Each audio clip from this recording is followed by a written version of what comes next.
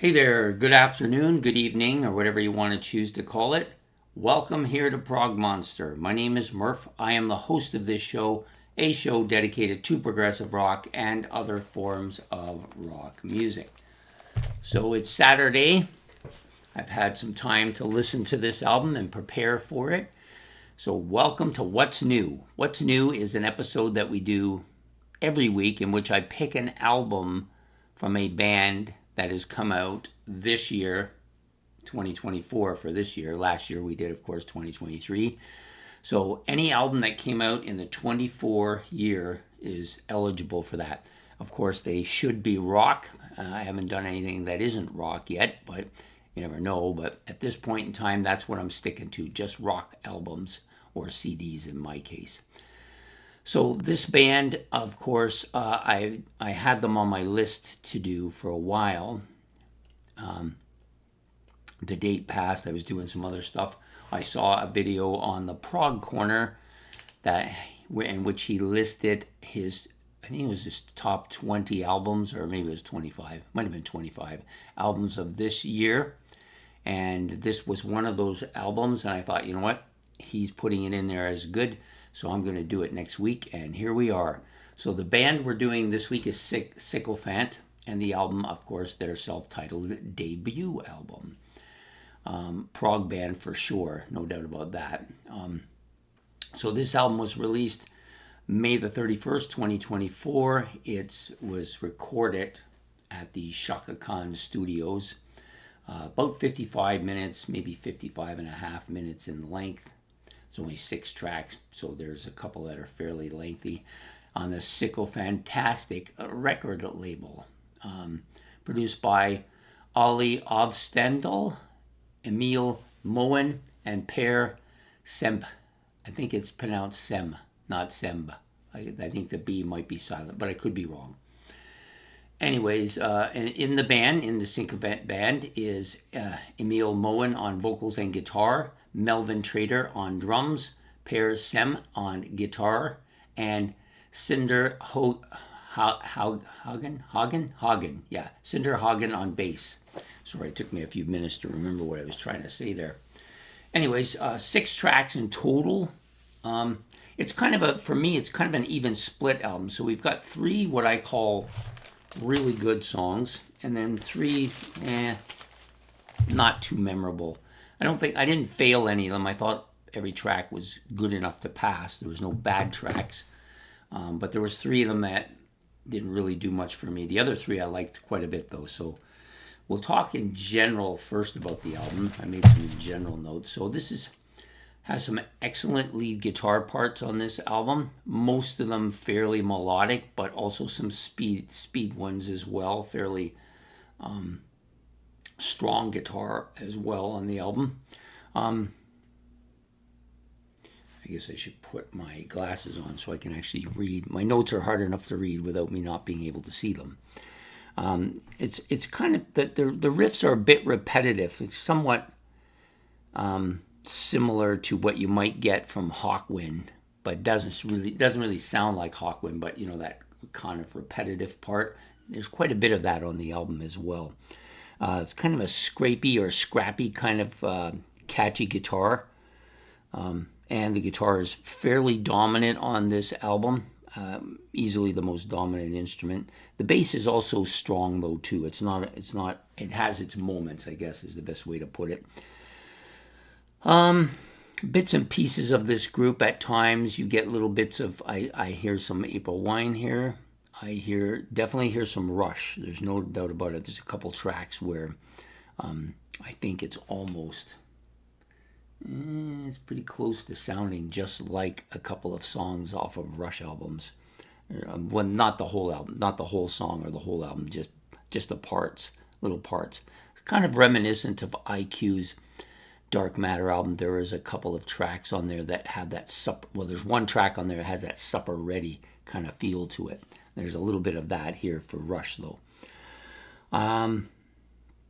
But make no mistake, this is not a band that's just gone out there and decided to copy these bands. I don't think that they're not a cover band by any sense.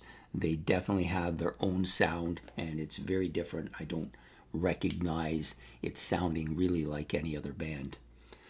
The vocals are melodic, soft at points, very indiscriminate, not really memorable at points, and then other times very harsh and almost metal-like.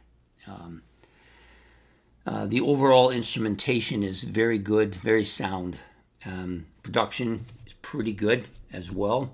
Some tracks are great, others not so great. So there's a bit of a discrepancy. You've got I basically have it in two groups. So you've got half the songs are kind of not that great, and the other half are great. So there's like 3 and 3, I think. So we're gonna go through the tracks now.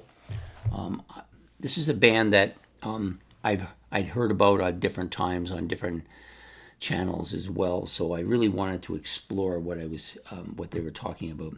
So the first song out of the gate is about 4 minutes, 4.5 minutes long. Pavement of Color, and of course the colors spelled the American way and not the Canadian way. Now, by the way, this band is Norwegian. I don't think I mentioned that. A Norwegian prog band.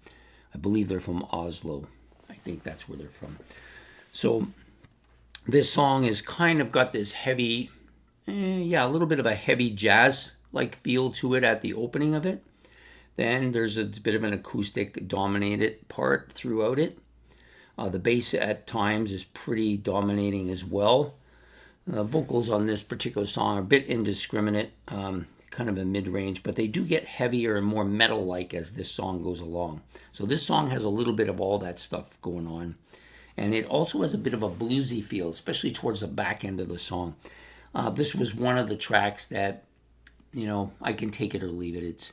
It's passable, but not terribly memorable, I guess is a good way to put it.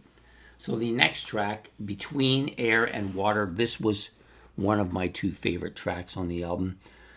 This has got a more of a solemn sound to it to open. The slide guitar gives that solemn feel to it. It adds the atmosphere to the song.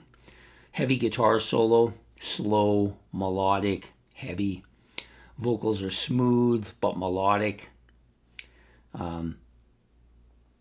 The heavy scraping guitar with that melodic sound really gives a kind of a catchy feel to this particular song. This is definitely a proggy part towards the end of the song, which I think is very strong and really adds to the song quite a bit. Overall, I think the guitar work on this is strong. The next track, which is about 8:41, that one actually was like 12.5 minutes. This one's a little bit closer to 9 minutes. Moments of Old. This was maybe my favorite track on the album.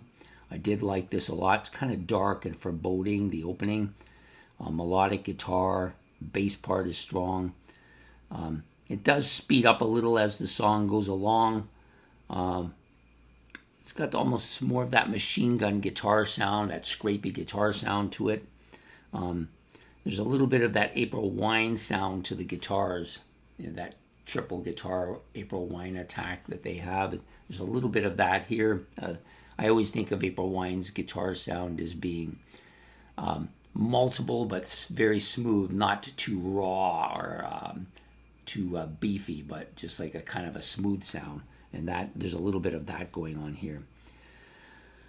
A bit of a jammy guitar part. It kind of goes on a little bit. I would say it's that jammy part kind of is a 60-ish sound from the 60s. Maybe a little bit of psychedelia here as well. And then towards the end of the song, there's a kind of a part where the guitar is playing, and it has a very Rush sound to it. Basically, almost like that Hemispheres sound to the song. Hemispheres, is a little bit of that going on here too. So I did like this track a lot. It's probably my favorite. The next track is another one of the tracks I like. So about 3 in a row. This one's about 5.5 minutes between the moments. It's got a kind of a heavy 60-ish sound to the riffing. Strong vocals, but they're harsh. Almost a psychedelic song here. Very catchy riff. The song's a little different than some of the other stuff on the album. Definitely has that 1960-ish flavor to it.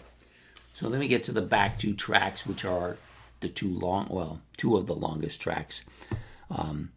Ironically, the back half isn't as, I think, as strong. I thought it might be because they're a bit longer. I thought there might be more stuff going on here.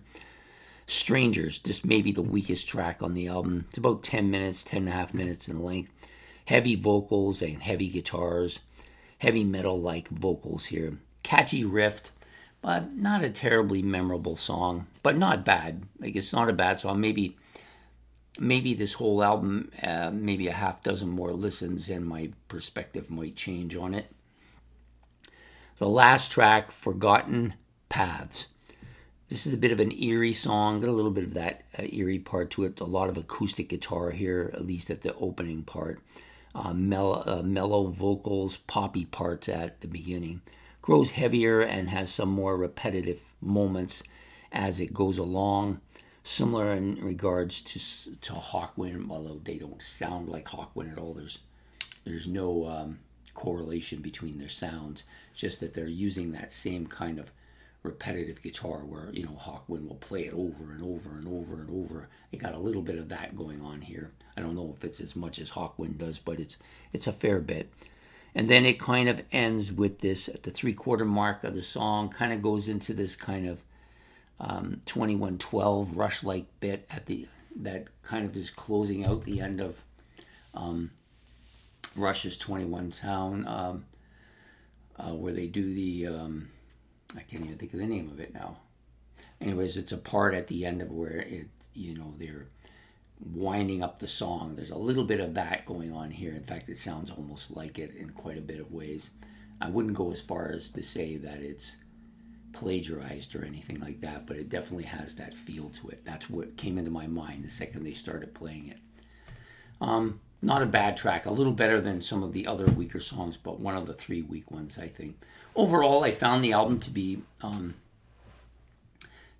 of varied, I guess might be a word. So you have some really strong stuff and some not so really strong stuff.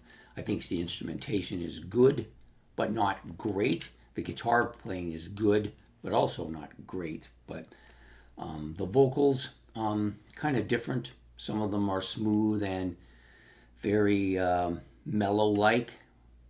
But I think the harsher vocals that give almost a metallic feel to the song are a little bit better. I think he maybe might want to stick with that sound a little bit more. But other than that, I think it's an album that bears to listen to again and maybe several times until I see if I like it. I don't know if I would buy it yet. I'd have to see the cost of it. I've only seen it out as vinyl. I don't know if they put out a CD. If they did, maybe I will get it. But if they didn't, I'm okay. I can listen to it online if I need to. Anyways, I hope you've enjoyed this episode of What's New featuring Sykofant and their self-titled debut album. If you have, please hit the notification, the like and the subscribe. And please don't forget to hit the notification bell so you don't miss any more. And if you have any comments about this album or what I've said, or if you have a different opinion, that's all okay. You can have that down below in the comment section. And I hope to see you next week when we will be doing the new Deep Purple album, which I think is called Equals One. I think that's what it's called. And that will be the album we're doing next week for What's New. So I hope to see you then. Have yourself a good evening and take care and goodbye.